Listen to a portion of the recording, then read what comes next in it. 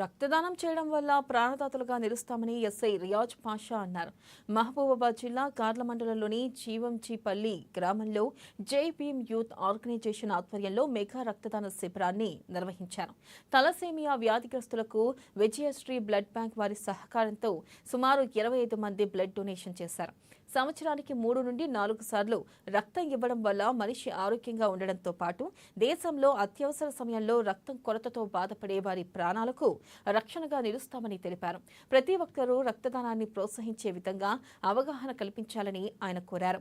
ఈ కార్యక్రమంలో Garla SI Riyaz Pasha, Vijaya blood bank doctor Kurapati Pradeep Kumar team, ఇక గ్రామస్తులు, యూత్, రాజకీయ నాయకులు తదితరులు పాల్గొన్నారు.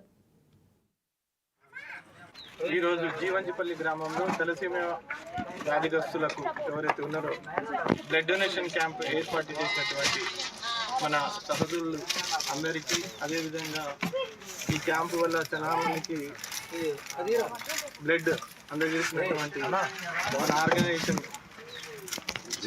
జై భీమ్ ఆధ్వర్యంలో ఉన్నటువంటి యూత్ అందరికీ ప్రత్యేక ధన్యవాదాలు తెలుపుతున్నాను. ఎందుకంటే మీకు తెలుసు, ఈ బ్లడ్ అనేది ఎంత ఉపయోగకరమో, అదేవిధంగా మనం కోవిడ్ టైంలో మన ప్లాస్మా తీసి కూడా చాలా మందికి ఈ కోవిడ్ టైంలో అందరికీ ఇవ్వడం జరిగింది.